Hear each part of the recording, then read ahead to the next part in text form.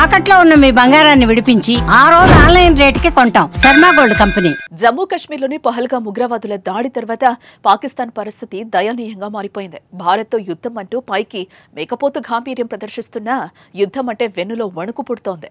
ఇదిలా ఉంటే భారత్తో యుద్ధం దేవుడెరుగు కానీ బలూచి రూపంలో పాకిస్తాన్కు బిగ్ షాక్ తగిలింది. గత కొన్నేళ్ల నుంచి పాక్తో పోరాటం చేస్తున్న బలూచిస్తాన్ నెమ్మదిగా పాకిస్తాన్లో విస్తరిస్తోంది. ఇప్పటికే 40 మందికి పైగా పాక్ సైనికులను హతం చేసినట్లు ప్రకటించిన బలూచి తాజాగా పాకిస్తాన్లోని మాంగోచెర్ సిటీని స్వాధీనం చేసుకున్నట్లుగా తెలుస్తోంది. స్క్రీన్ మీద కనిపిస్తున్న వీడియో ప్రకారం మనం చూస్తే మాంగోచెర్ సిటీని స్వాధీనం చేసుకున్నట్లుగా కనిపిస్తోంది.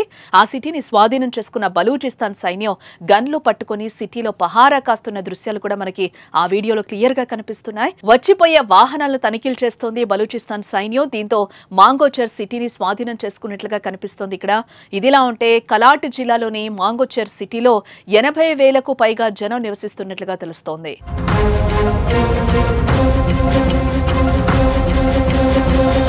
ఇకపోతే జమ్మూ కాశ్మీర్లోని పహల్గామ్లో ఉగ్రవాదుల దాడి తర్వాత పాకిస్తాన్పై రగిలిపోతున్న భారత్ ఇప్పటికే పాకిస్తాన్తో అన్ని సంబంధాలను కట్ చేసింది. ఈ నేపథ్యంలోనే పాక్ పౌరులు చాలా మంది ఆ దేశానికి వెళ్లిపోయారు. ఈ తరుణంలో రేపో మాపో పాక్పై యుద్ధం తప్పదంటూ వార్తలు వినిపిస్తున్నాయి. మరోపక్క పాకిస్తాన్ కూడా భారత్తో యుద్ధానికి సై అంటూ కవింపు చర్యలకు పాల్పడుతోంది. కొంతమంది పాకిస్తాన్ నేతలు నక్కను చూసి కుక్క వాతలు పెట్టుకుంటున్నట్లు నోటికొచ్చినట్టు మాట్లాడుతున్నారు. ఇలా వారు ప్రగల్భాలు పలుకుతున్న నేపథ్యంలో బలూచి తన పని తాను చేసుకుంటూ పోతోంది.